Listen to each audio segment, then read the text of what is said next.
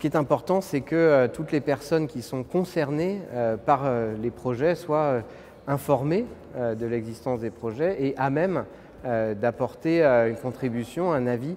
sur ce qui est en train de se mettre en place et dans la mesure du possible, le plus tôt possible, avant même qu'on commence à esquisser des réponses. Ce qui est important, c'est que tout le monde soit bien conscient des enjeux, des contraintes qui pèsent sur le projet et puisse apporter leur contribution.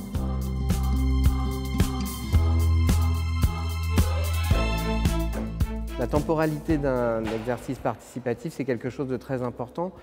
Déjà, pour faire en sorte que les choses se passent dans le temps long, parfois on a aussi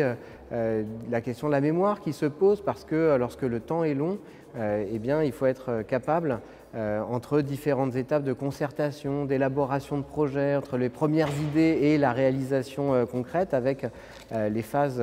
de projet, de co-construction entre-temps, c'est très important qu'on conserve la mémoire de ce qui s'est dit, des débats, des prises de position des uns et des autres. On a le droit collectivement de changer d'avis, mais je crois que c'est important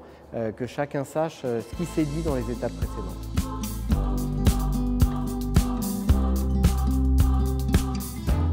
Je parlerai de règles du jeu, mais qui est finalement la règle du jeu à laquelle doivent s'astreindre les élus et les services des collectivités, des organismes qui organisent ces concertations.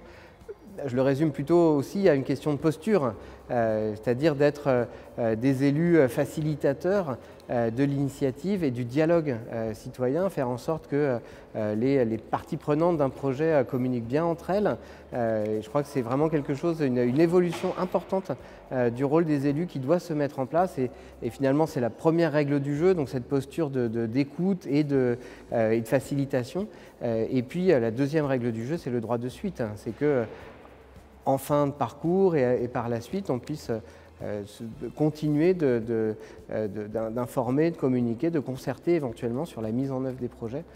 pour faire en sorte que la concertation ne soit pas juste un moment, mais finalement un état d'esprit, un parcours au long cours.